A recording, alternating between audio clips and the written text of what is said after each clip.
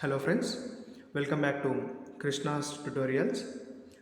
ఈ వీడియోలో మనం part 4A of the Indian constitution under article 51A fundamental duties topic గురించి డిస్కస్ చేస్తున్నాం.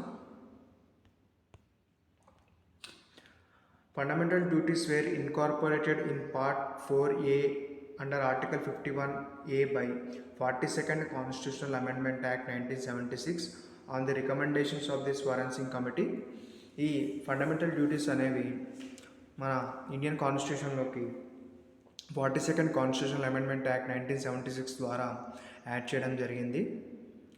Originally 10 in number, one more duty was added through 86 Constitutional Amendment Act 2000. మనకి ఒరిజినల్గా మన fundamental duties అనేవి 10, బట్ 11th ఫండమెంటల్ డ్యూటీని 86 కాన్స్టిట్యూషనల్ అమెండ్మెంట్ యాక్ట్ 2002 ద్వారా add చేయడం జరిగింది. Fundamental duties like directive principles of state policy are non-justiciable. These fundamental duties remind Indian citizens of their duty towards their society, fellow citizens and the nation. ఈ fundamental duties అనేవి duties as a citizen towards their nation, towards the society and towards the fellow citizens.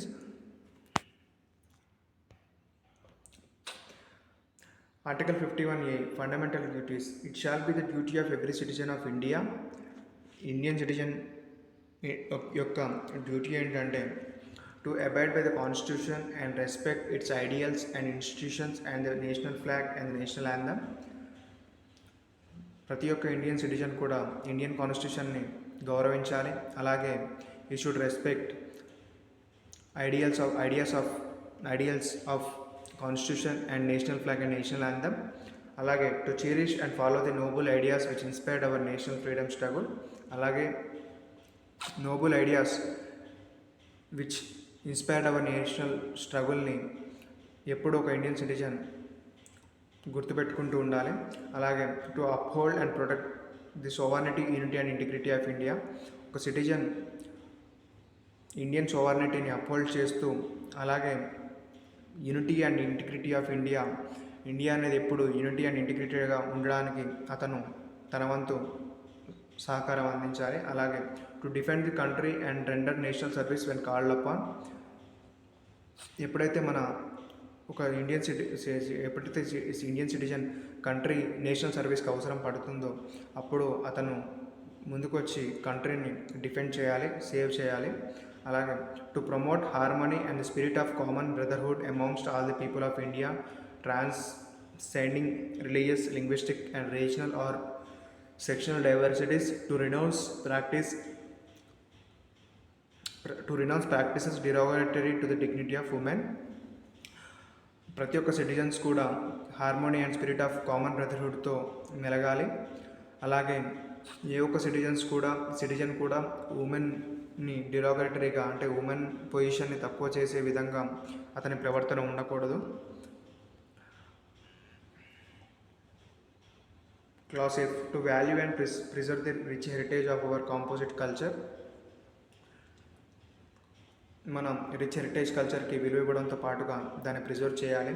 And to protect and improve the national environment including forest, lakes, rivers and wild life and to have compassion for living creatures.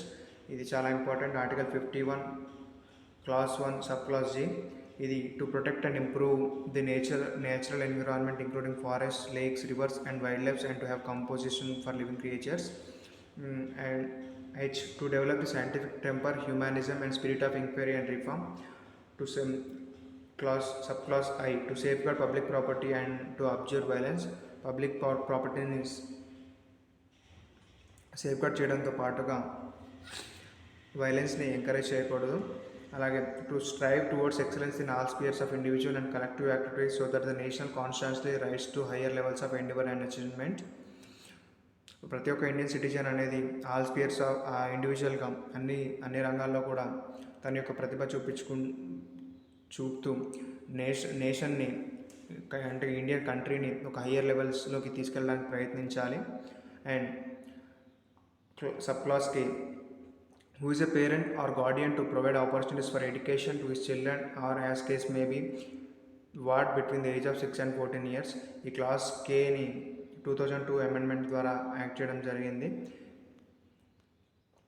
ఈ sub class K ఏం చెప్తుందంటే, ఎవరైతే parent or guardian of children వాళ్ళు ఆ చిల్డ్రన్కి between the age of 6 and 14 years అతనికి కావాల్సిన education అనేది ప్రొవైడ్ చేయాలని ఈ ఆర్టికల్కి చెప్తుంది.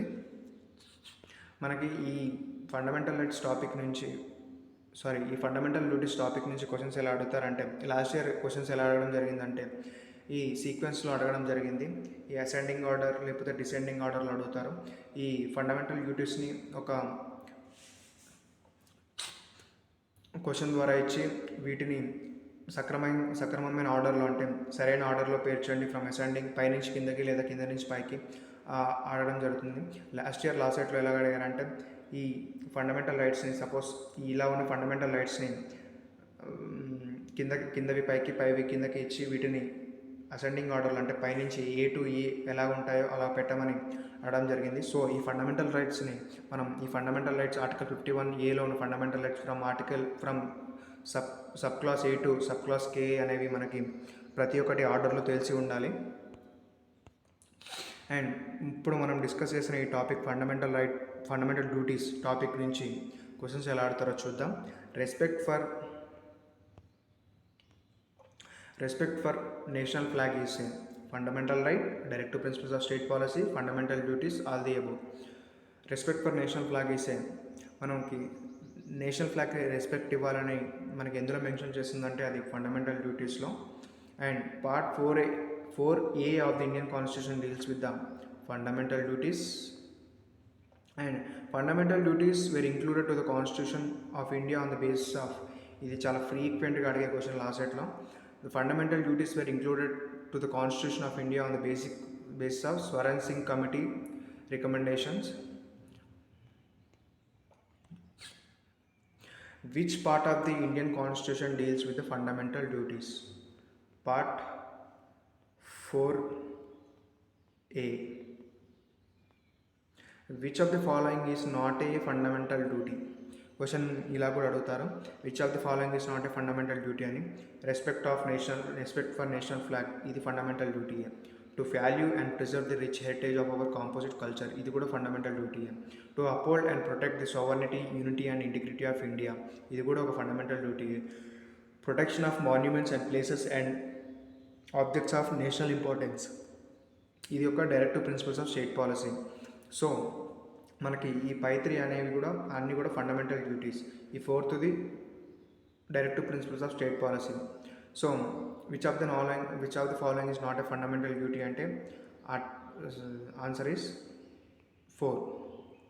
సో ఫ్రెండ్స్, మనకి ఫండమెంటల్ డ్యూటీస్ టాపిక్లో fundamental duties from article 51 class 1 sub class A నుంచి సబ్ క్లాస్ ఏ వరకు ప్రతి ఒక్కటి మన మైండ్లో ఉండాలి. అలాగే ఆర్డర్ ఏ నుంచి కే వరకు ఏ ఆర్డర్లో ఆ ఫండమెంటల్ డ్యూటీస్ని మన కాన్స్టిట్యూషన్లో పెట్టడం జరిగిందో ఆ ఆర్డర్ కూడా మనకి గుర్తుపెట్టుకుని ఉండాలి. సో ఫ్రెండ్స్, కామెంట్స్లో లీగల్ యాప్టిట్యూడ్ అనేది ఎలా ప్రిపేర్ అవ్వాలి అని చాలామంది అడగడం జరిగింది. సో మనకి టీఎస్ ఆర్ ఏపీఎస్ లాస్ట్ సెట్లో ఈ లీగల్ యాప్టిట్యూడ్ అనేది 60 మార్క్స్కి ఉంటుంది. 60 మార్క్స్కి ఉంటుంది. So half of the 60 legal aptitude అంటే 30 మార్క్స్ అనేవి మనకి ఇండియన్ కాన్స్టిట్యూషన్ నుంచి మ్యాక్సిమం వస్తాయి. సో మనకి ఇంతకుముందే డిస్కస్ చేసాం. మోస్ట్లీ 5 years లాస్ట్ సెట్లో ఎలాగ అడుగుతారంటే, which part of the Indian constitution deals with the citizenship అని అడుగుతారు, అంటే పార్ట్ 2. సో మనకి ఈ క్వశ్చన్స్కి, ఈ సింపుల్ క్వశ్చన్స్కి ఆన్సర్స్ మనం చేయాలంటే ముందుగా మనకు ఇండియన్ కాన్స్టిట్యూషన్లో ఉన్న 25 పార్ట్స్ మనకు తెలిసి ఉండాలి. ఏ పార్ట్ అనేది దేంటో డీల్ చేస్తుందో తెలిసి ఉండాలి. Which part of the Indian constitution deals with the fundamental rights, part 3. అలాగే part 4 of the Indian constitution deals with the directive principles of state policy.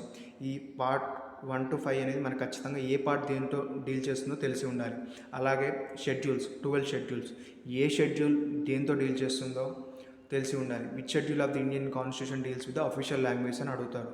అప్పుడు మనకు అది ఏ షెడ్యూల్ అయితే అఫీషియల్ లాంగ్వేజ్తో డీల్ చేస్తుందో అది మనం సింపుల్గా రాయడానికి ఉంటుంది.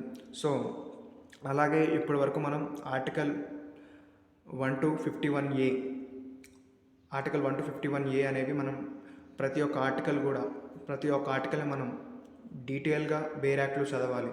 సో ఈ ఆర్టికల్ 1 to 51A అనేది చాలా ఇంపార్టెంట్. వీటిని లాసెట్లో ఇన్డెప్త్ అడిగే అవకాశం ఉంటుంది. అలాగే నెక్స్ట్ మనకి లాసెట్లో ఈ ఆర్టికల్ 1 to 51A కాకుండా ఇంకేం ఇంపార్టెంట్ అంటే president of India and vice president గురించి, అలాగే prime minister and council of ministers గురించి, అలాగే parliament of India and state legislatures గురించి, సుప్రీంకోర్ట్ అండ్ హైకోర్ట్స్ గురించి, అలాగే కాన్స్టిట్యూషనల్ అమెండ్మెంట్స్ గురించి, నేషనల్ ఎమర్జెన్సీస్ గురించి, వీటన్నిటి గురించి లాసెట్లో వీటి గురించి అడుగుతూ ఉంటారు ఎక్కువగా. సో మనం వాటిపైన కూడా వీడియో చేస్తాం. సో మనకి లాసెట్లో మోస్ట్ ఇంపార్టెంట్ టాపిక్ ఈ లీగల్ యాప్టిట్యూడ్లో మ్యాక్సిమం క్వశ్చన్స్ అనేవి అంటే 60 మార్క్స్లో 30 మార్క్స్ అనేవి మనకి కాన్స్టిట్యూషన్ నుంచి రావడం జరుగుతుంది. సో మనం ఇప్పుడు డిస్కస్ చేసినట్టు ఈ parts of the Indian constitution, schedules of the Indian constitution, articles 1 to 51A అనేవి బాగా మనం తెలుసుకోవడంతో పాటుగా ప్రెసిడెంట్ ఆఫ్ ఇండియా గురించి, జనరల్గా ప్రెసిడెంట్ ఆఫ్ ఇండియా గురించి, వైస్ ప్రెసిడెంట్ ఆఫ్ ఇండియా గురించి చాలా సింపుల్ క్వశ్చన్స్ అడుగుతారు. కాబట్టి మనకి ఈ వేలో ప్రిపేర్ అవుతే మనకి మంచి స్కోర్ వచ్చే అవకాశం ఉంటుంది. సో మనం ఇంకా మన అప్కమింగ్ వీడియోస్లో ఎలా ప్రిపేర్ అవ్వాలి అన్న దాని గురించి ఇంకా డీటెయిల్గా డిస్కస్ చేద్దాం. So thank you friends for watching this video. Please like, share and subscribe our channel.